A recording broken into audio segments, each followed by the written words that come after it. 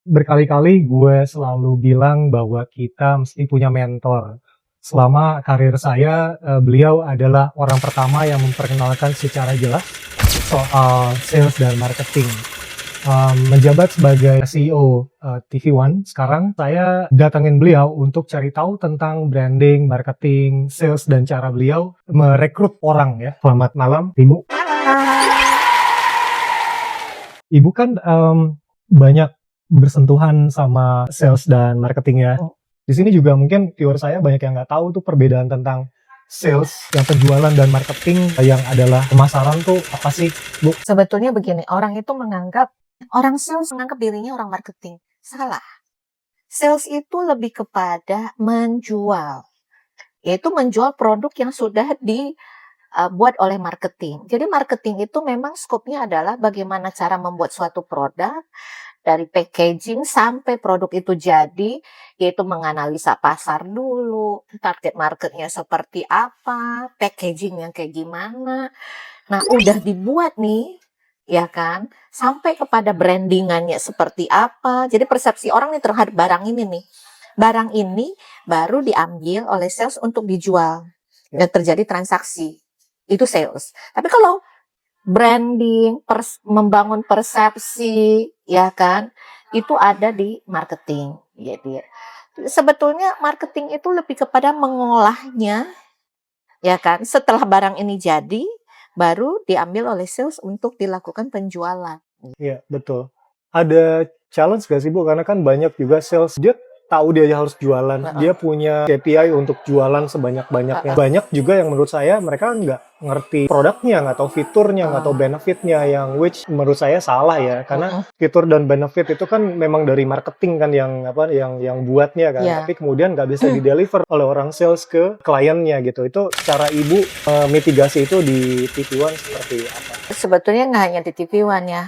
Product knowledge itu sangat penting. Dan kemudian otak yang ada di marketing ini, cara mengolahnya segala macam juga harus dipahami oleh sales. Sehingga dia bisa bercerita kepada calon pembeli ataupun klien. Nah, ini si sales ini harus paham betul dengan produk yang dijual. Harus paham betul juga otak yang ada di marketing. Orang itu beli kan nggak sekonyong-konyong, oke saya punya produk ini, kemudian saya datang, kemudian saya jual begitu saja. Tanpa ada mengemasnya dengan cerita. Ya kan, storytelling itu kan juga sangat penting gitu kan.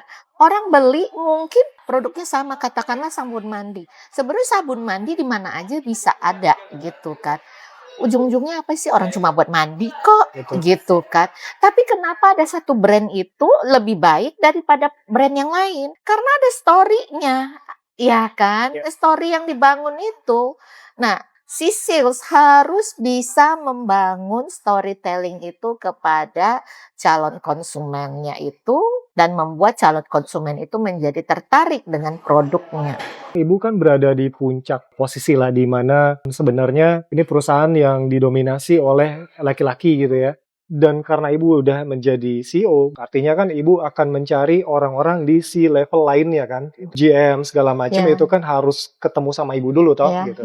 Gimana sih cara Ibu memfilter untuk hiring? Apa sih yang Ibu lihat dari mereka untuk sampai Ibu, anak ini deh yang gue butuhin untuk di C-level atau untuk sebagai manajer ataupun GM pada suatu divisi? Karakter itu mungkin agak unik kali ya buat orang-orang. Saya berusaha mendidik orang dari bawah untuk sampai ke atas. Jadi kalau misalnya dibilang saya merekrut C-level, sebisa mungkin dari dalam dulu. Dari anak didik saya dulu. Kalau ditanya mau merekrut seseorang, apa yang saya lihat? Yang pertama itu kan kita pasti ketemu orang, kita jabat tangan sama orang itu. Kalau jabat tangannya hangat berarti orang ini hangat. Kemudian pada saat kita ngajak bicara, orang itu antusias atau enggak dengan pembicaraan kita, atau pada saat kita wawancara ya, dia menjawabnya, kita bisa melihat orang ini jawabnya itu apakah dia tulus atau dia ada juga kebohongan gitu. Itu kita bisa terasa kok. Kalau ingat ada semi dokumenter saya tentang diri saya itu, saya mengatakan saya tidak mencari yang hebat, tapi saya mencari yang konsisten.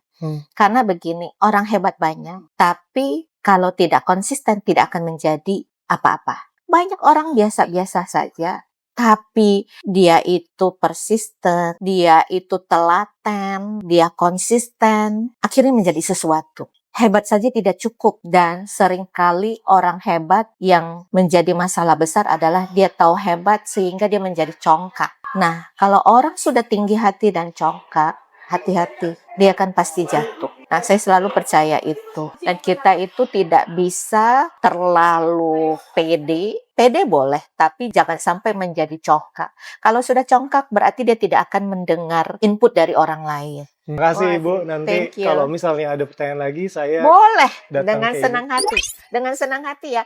Jadi para netizen, mau tanya apa aja boleh. Tapi saya menjawabnya berdasarkan pengalaman hidup saya ya, gitu. Saya bukan orang hebat, saya bukan orang yang punya pendidikan tinggi, tapi saya akan bicara berdasarkan apa yang sudah saya lalui. Oke?